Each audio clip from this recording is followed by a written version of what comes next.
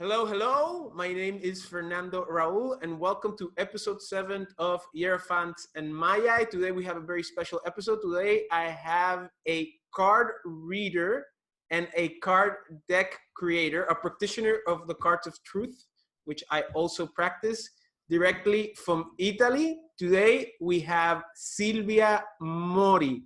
How are you, Silvia? Welcome to my channel. Nice to see you. Hi, Fernando. Thanks for having me. You know, we're making this interview because, as you know, you practice cards. I also practice cards, and you just did a deck, and you were so kind to send me the deck through the mail, and I've been using it now for about 2 weeks, and I feel very grateful and I feel very thankful that you sent it to me, and I just wanted to say that publicly. And I just brought you here to talk about cards, talk about your deck, and to talk about how the oracle of the cards of truth works, and your opinions about the whole shebang with cards, because sometimes people see cards as something that's weird or something that's very lunar or very feminine or very intangible, very not concrete. And sometimes people who want to learn cards see it as something that's not as approachable and not as reasonable or logic based as maybe astrology would be, or other types of divination or oracle types. So Sylvia, to start off this nice conversation, I just wanted to ask how long have you been doing cards, and how did you get into the cards and the cards of truth system that we practice? Sure. It hasn't been very long. It's over a year. Cool. More or less my time too. So yeah. Okay. See, it takes a little bit at first, but then after a year, you have a good grasp of it. I have to say, it's improving like rapidly. Yeah. And what did attract you to card reading? I mean, I would never have thought, as for many things in my life, because I remember I had my first reading as a child. I was 8 years old. Wow, that's too young. That's too young. That's too young. That's crazy family. My dad took me. Okay. Upon a very sad story going on. I lost 2 dogs in a short time. Oosh. I was little, so it was very, I was born in Rahu Dasha, so there you go. You know very well. Yeah. And so my dad took me, being an Italian. My dad said, okay, let's go to have the cards read for us, because there's something up in here. And so I had my first reading, and I felt like this lady was a magical thing, like, oh my God, something coming from another dimension, which I would never enter. As if you needed to be, I don't know, invested from the royals to be a reader. So I never thought I would be that. Like, I would have been always on the other side. But then I started to study with Ernst Wilhelm, Vedic astrology. And at first, when I stumbled upon one of these videos about the cards, I felt like I saw the software first, and I was like, okay, this is for nuts people. Yeah. I'm gonna be as clear as possible. I thought that was for crazy people. Look at that. How can you figure anything out? A lot of people think that. Yeah, so I don't blame them. And I don't blame that reaction. So I closed it. Like, I closed the video and everything after 3 minutes. And I was like, no, for me. Well. Yeah, sure. And for people who don't know, Ernst Wilhelm is the one who kind of refined the system that we practice, which is the cards of truth system. And, for people who want to know more about it, you can check it out. Just Google cards of truth system and something will pop out. But that's very interesting because, when I had my first experience, it was something like that. You know, it's called like the halo effect. Like you see these readers and you see these types of people who do these things, and you say, "Oh my God, these people are like emissaries from above, and they're very good at it." And like you said, they had some expenditure from royalty or from the Pope or whatever to do it. Yeah, and you feel like privileged to be there. In front of them, and you were like, okay, it's already enough for me. It's like, oh my God. But did you get a good reading when you were 8 at that time? Did you remember? She said that I was cursed. Something like that. As far as I can remember, I was 8. She told you that you were cursed at 8 Then I had a curse. She had to do some ritual. Oh, but she had to sell a ritual to your dad or something like that. My dad didn't take me there. Okay. Oh, you went alone? No, I just wanted to know. But no dog has died afterwards. Okay, great. So it worked. It worked. Somehow was she like gypsy or Italian, or was she Italian? Italian. Okay, Italian. Yeah, we went in her place. Like, she had a room with plenty of books, and it was very, like, you know, almost Masonic. So, come in and you. That's like our apartments today, so we can't blame her. Yeah. But let me tell you, 8 years old is hardcore, because I my first encounter with the cards was like at 15, but at 8 it's interesting, and you know, we're heading into this realm of cards. You know, I just want to ask you your opinion, because this is something I ask people who practice cards, just to know, what do you think goes on when you read cards? I mean, what do you think happens? How does it work in your opinion? You know, because people see the cards, obviously the cards are oracles, but in your opinion, in your practice and how you do it, how do you think it works when you are in front of a client, you know, just dealing with them? I see it as the unfolding of karmas among two people. So if you come to me, you are meant to hear what I can say to you.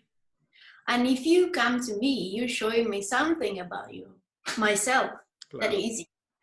I always take that in consideration. It is not just them. Why am I hearing today about some tragedy or some sort? Or why do I have somebody that has that dream that is pursuing? It's not happening to anybody else, so it's about me. So I see it as these two karmas joining in and doing what they are supposed to. Nice. It's like reflecting the moment more than anything else, you know, and that's something that's something that when clients come in kind of don't understand. It's like whatever has to happen was meant to happen and is happening, and we're just, you know, experiencing it, right? Like when you do these things. Yeah, go. Also, because I bet it's the same for you. I wouldn't say I read wonderfully for everybody. Every reading is different. And you say, and you go like, okay, I'm the same person, and the cards are the same cards. But for some reasons, some readings just stands out more than others. Others are good maybe, but some readings, like you find yourself with the cards telling you, I don't know, you can make connections and there is a different energy. So that can only happen in the right time with the right person and you being the right set. Yeah. Energies. I say energies, and anybody can translate that word in whatever suits them best. Yeah. And as you said, there's no such thing. I mean, when you get good readings, you feel good. But when you don't get good readings, when you don't get good readings, then there are many things that might be happening. You know, maybe the person is, you know, closed, or maybe another thing that I've seen is that people just sit down and they just want you to do something general, or just don't have anything to ask you, and they're just for the fun of it, and then something comes up and they like, what? Oh, best readings ever. I don't know in your experience, but in my experience, those are the best readings ever. Well, those fluctuate. You can get good ones, but you can get like people who you know, I remember a woman that you wanted me to ask to talk to her about her love life in general, but she was like, no, I'm not like that, no. And I was like, Oh, okay. so we so could we could go into the details of yeah, yeah, the clients' profiles. yeah, yeah. And I always say, you know, you don't go to the doctor unless you're sick, so you shouldn't go Yeah. to card readers unless you have something that you want to know, or you just, you know, you're up for something new and open to it. But yeah, I mean, and what you're saying is right, is how the energies open up. And I think, um you know, it's the magic and the mystery of life, and we are partaking in it, and it's very enjoyable. um oh, and I wanted to ask you, you know, in your experience, is card reading tough, or is it something that you're born with, or is it something that you have to study, or is it like both? You know, for people who are interested in it, like, how do you see it? Do you see it like you got to be like, or magically predisposed like the woman you saw when you were a child, or you can study it, or you have to have both? I mean, if it is it Uh, difficult to learn, is it easy? I mean, what is your opinion in terms of that process? so I can talk about my experience and Sure. speak a little bit in general. Um, I think Ernst says that if you have a moon at Makarka and the moon is well placed, then you have a better chance of taking the reading onto another level. But anybody can read. Maybe you just, if you're not that with that big predisposition, you might just stick to the meaning of the cards, which is fine because it gives. I mean, I'm sure you went through the same at first. You just went with the meaning of the cards purely. So you can have feedbacks and good results even with that. But if you have good moon, and I would say Jupiter also helps, uh, then you can take it onto another level because some connections are not that obvious.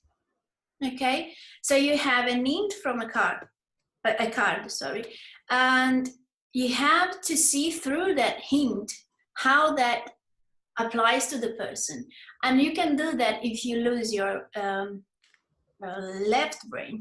Yeah, if you go with the feminine. So you don't want to know the answer, just the answer comes. And you have to have some certain predisposition for that. But this is not meant to be an obstacle for people that feel passionate. Because first of all, we just exercise our being humans in readings. There's nothing, I don't know, magical or obscure about readings. It's like, it's really, this one is a reading onto another level, me and you talking, because it's about this. Yeah. It's about me interpreting your reality. And I do it through cards, but not just through cards. I can pick up stuff from you while I talk to you. So we always read each other, but without the use of cards.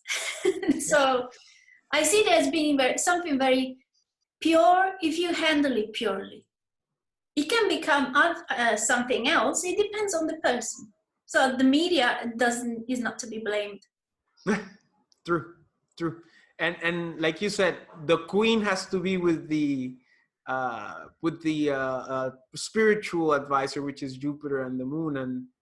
And without a doubt, I mean, you know, I see that happening. And when you read cards, it's like I said, you're just reflecting the present, the magical present, and you bring it forth and you project it to the querent, and from there it's just like magic. And for people who think it's tough, don't think it's tough, just go for it. Study hard, don't get me wrong, but really feel it.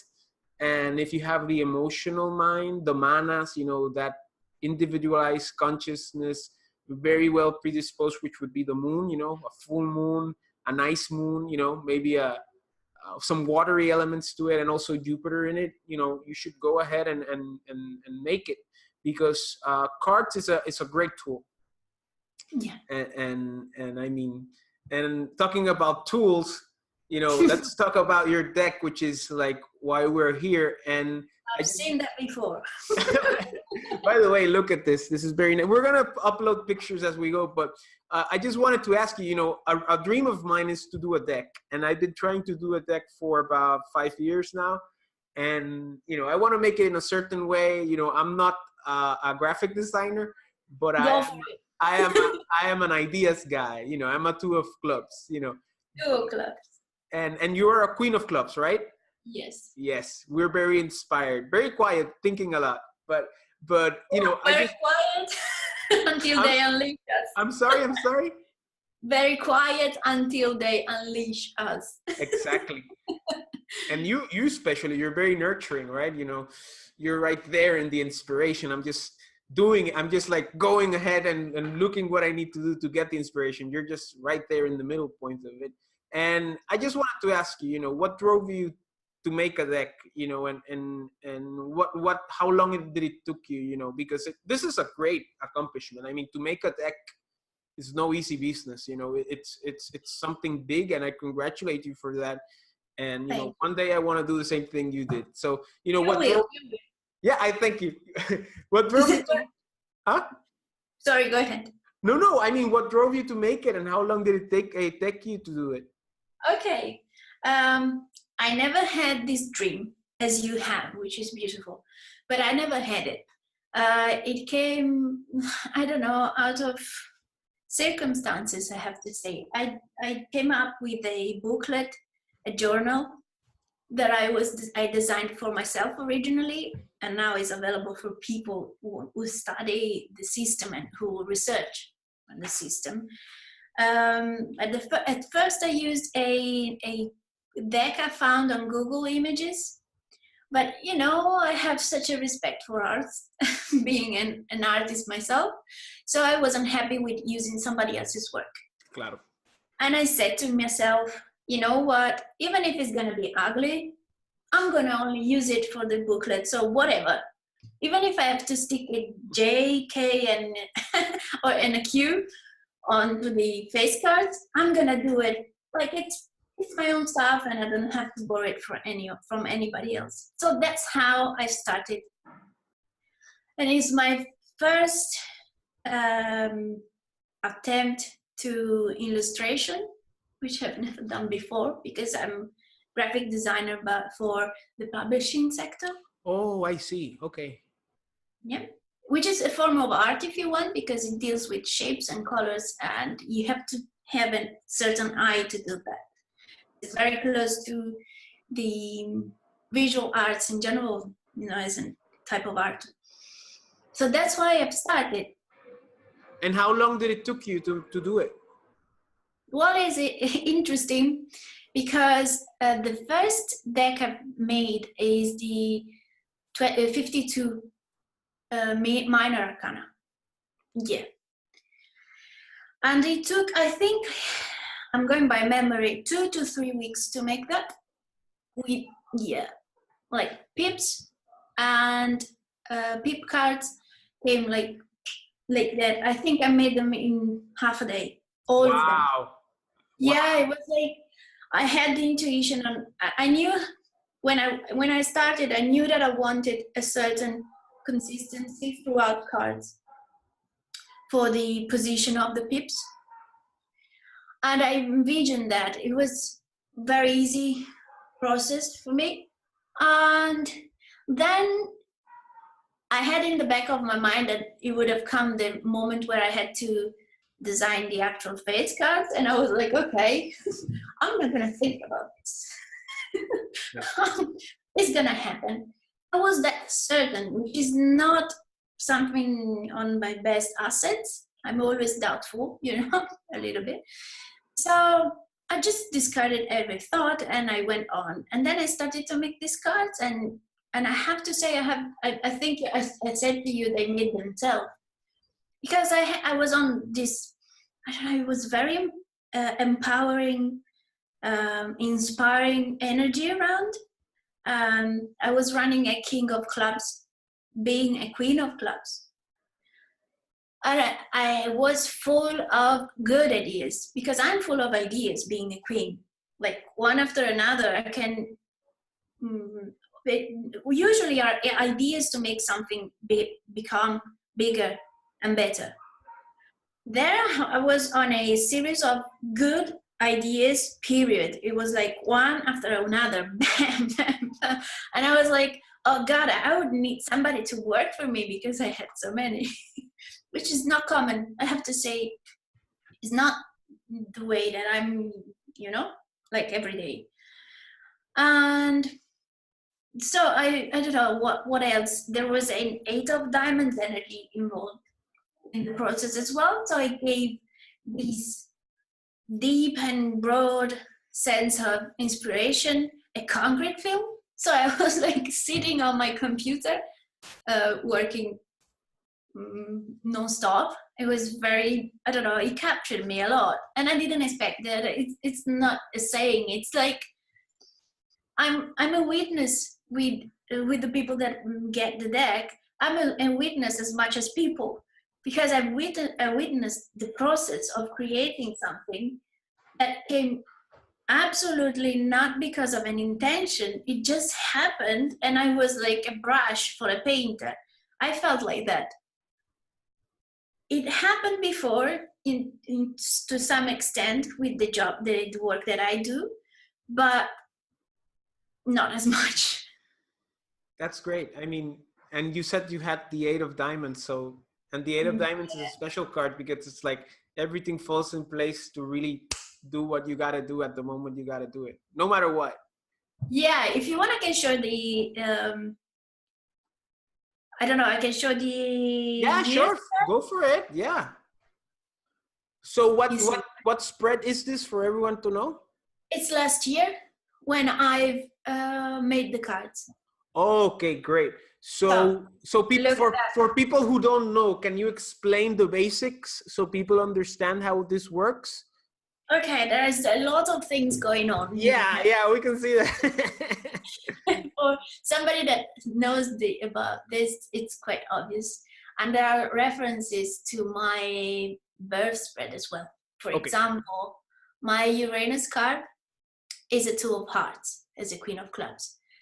And as you can see, it's an Ace of clubs year. So the 2 of hearts is the semi-fixed reflection of that energy. But we already know it's something sudden coming from out of nowhere that made me feel very much in tune with my true nature. And that's what happened. Very important year for me. The process all started in here during the Mars card time. February. February 2018. So it's almost a year now. And oh, by the way, I've started drawing cards a couple of months after starting studying. So I was very new to the process and to the science. Okay. So in here started this very powerful stream of inspiration and intuitions that led me to the design process. And you can see there's Sun, which is an Ace of diamonds. There's already something new that is happening of value for me and new experience also. Jupiter, which is an 8 of spades. So we know that there is an intense spiritual work if we want. I'm not against the 8 of spades. If you take it well, it can give a lot. It's difficult when you resist it, in my experience. Then the Venus is in the Mars card. So we already know intensity is involved when the two are, dealing with one another. And Uranus, as we've seen, with the 10 cusp. 10 cusp is a 9 of diamonds, so more diamonds and how can I say this? The divine friendship, the 9. So it's very much connected to other realm and the Fool in the tarot system. So, okay, we can see in the same time that Mars goes into The Eight of Diamonds. Ah, there it is. Venus card. Yeah, that's So the connection. That's the big connection. Yeah. see, yes, because because it's a mutual exchange of position for the two. So it's really intense, and that's how I felt it. And by the way, back then I wasn't able to make these connections and read like this. So I was totally unaware of it. I connected the dots afterwards when I started to pick up and understand better how to read through the software. Just to mention, it wasn't me like telling myself, oh, this is very inspiring time of my life because there is a king of clubs. No, I just experienced it and then figured out what went on. But at the same time, I guess you kind of changed the way you thought about the ideas that you wanted to. I mean, it probably, since you have the king of clubs and the eight of diamonds connection, is like you kind of destroyed the old way you thought about, the cards yourself and the way you think about how you were able to do it. And you were driven to do it, and it was like the right time at the right place, and you just said, I'm going to do it. Forget about the old way of thinking. I'm going to start a new way of thinking, and you did it, right? Yeah, it happened when the whole process was finished. It proved me that I was capable of doing something. Of course. Inspiration. So it works a lot on the sun if you want energy. Yeah. Yeah. So what happened is that during the King of Clubs, I made the 52 minor arcanas. Then I printed that out in, I think it was early April, something like that. And then I have to say, in February, I attempted to draw the major arcanas, but no way, it wasn't possible. Yeah. I made the moon card, which is the same as in the deck now. Like it stayed the way that I did it back then in February, but then I couldn't, there wasn't the right energy then. But then on the 27th of July, there was an eclipse, if you remember. That day, I started to draw the major arcana, and that went on for a little while longer. It took a month and a half, 10 hours a day. Wow, 10 hours a day. I went a little crazy. I have to say my August last year was a little crazy time. I was white as pale as I'm now, and never went to the beach, which is close by. Yeah, that to get to the 22 major arcana structure, then an endless refining process went on for a couple of months after that. So major arcana are more demanding, definitely, energetically speaking. Yeah. For me as a designer, it's been like that. Excellent. And you also see the Avashtas below here, and Mars is there's nothing going on significantly to it, but yeah, I mean that combination makes it so. And I guess after summer you kind of had the whole package more or less ready to go, right? Yeah, more or less. Yeah, as you see the Jack of Diamonds there until my birthday, and that's where I printed the major arcana. Nice. And now I'm running a Jack of Diamonds as an eclipse, the ecliptic card for the year. So it's still there, new things, and trying to show something new to people that is of value for me. What year are you running now? A King of... I'm on a King of Clubs year. King of Clubs. In the 7 years. Okay. I'm in the 7 years, but for the year, instead of here, I have the Ace of Clubs. I have a King of Hearts, which King is of Hearts. Neptune card. Nice. My Neptune card. Nice. Yeah. I'm in a 10 of Hearts here, so yeah. Oh. Yeah. Wow, that is a good one. It is. Yeah, a lot of things. Yeah, you know how the 10s, you get everything at the same time. So it doesn't let you wait a lot. Yeah, I mean, I'm okay. I'm okay. Great. So, is there Okay. anything else you want to talk about this chart before we go on, or is everything okay? I think it's almost there. I don't know if you, with your knowledge and not being involved in the thing, you want to say something that you see. Oh, that Parivartana more than anything else. And at the same time, you have that Mercury there with the Two of Hearts, which is significant, I believe, because it's like the mind going in the process of doing the logical thing of organizing and managing your things to make this happening. And that Mercury is, if I'm not mistaken, in the Eight of Clubs, right? That's Venus or Mercury? That's Mercury, right? Mercury in the Eight of Spades. In the Eight of Spades. I'm sorry, not clubs. Eight of Spades.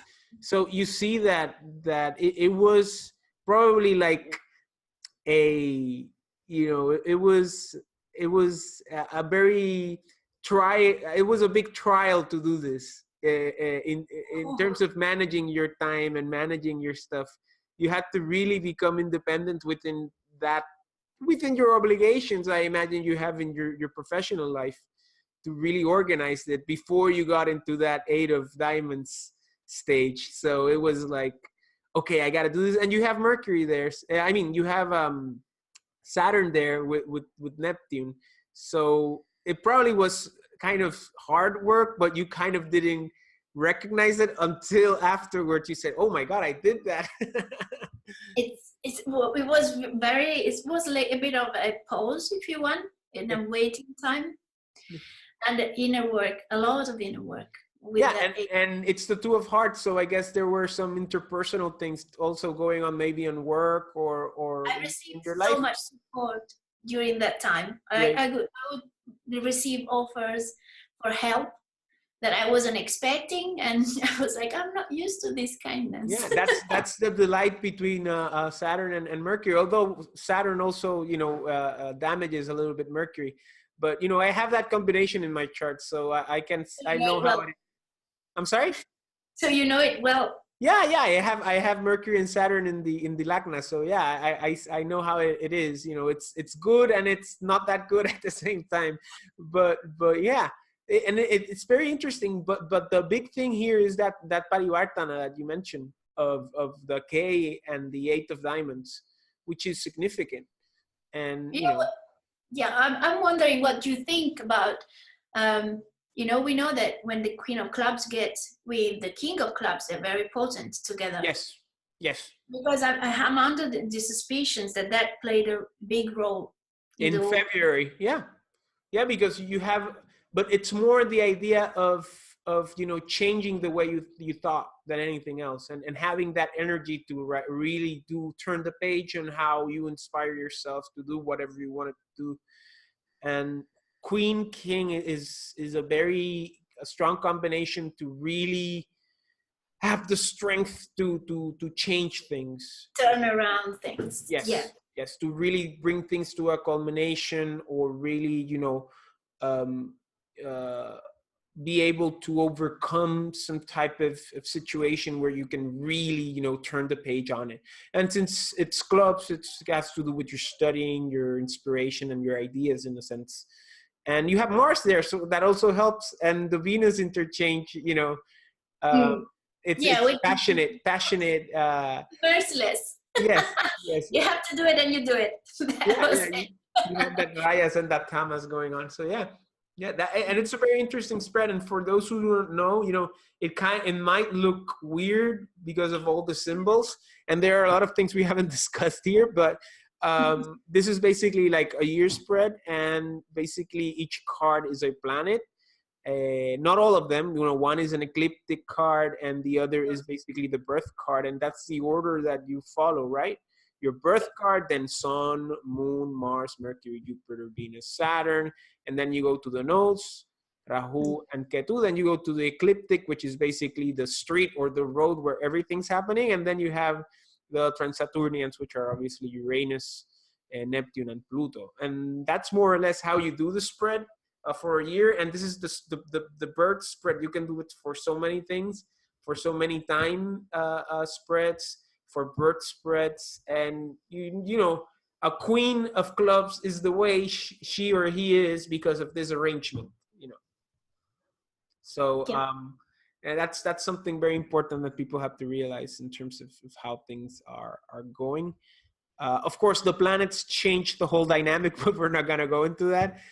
No, no, it's okay like this. It's already enough. Yeah, yeah, Okay, I take it off, okay? yeah. Sure, sure. Okay. Great. So, you know, I wanted to ask you also, how does it feel to have a deck of your own? I mean, Cool. do you see it as like your baby, or do you see it like a work of art, or like both of them? Because when you gave me your card, you were asking me how the cards were behaving, and I was telling you how they behave with me. So Yes, I just wanted to know how you feel about your cards. I mean, are they your baby or work of art? You know, both? it's a good question, I have to say. Because Um, I'm having a little piece of you right here, right? I'm very, for me, it's like this. I don't know if it's my Uranus card that we mentioned being the two of hearts, and I'm very Uranian in my chart, so so I feel like, oh, you have the cards, and it's like, oh, we connected, and I feel like that, and I don't know how I don't know how to present this.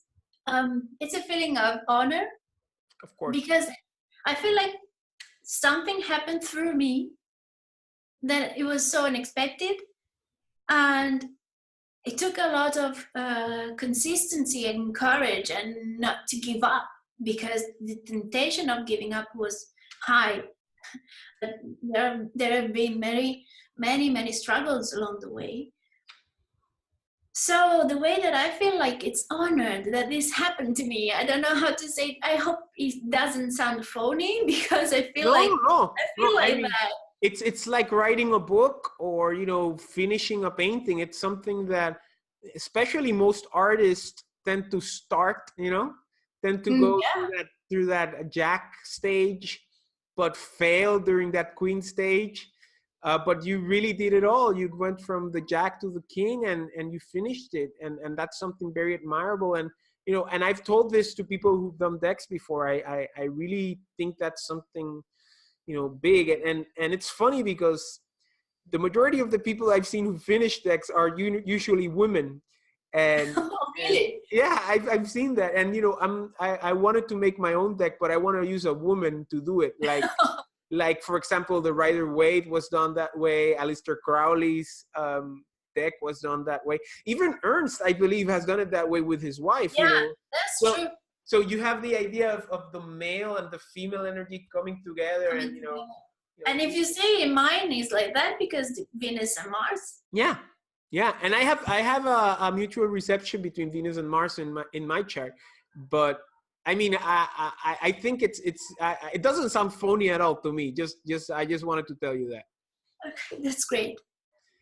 Uh, and you know, to start closing, you know, what do you recommend to people who want to learn cards? What would you recommend to all those people who want to, you know, start studying cards, who want to get into cards but feel, you know, a little ashamed or feel a little shy about it? What would you recommend to everyone out there? Few things.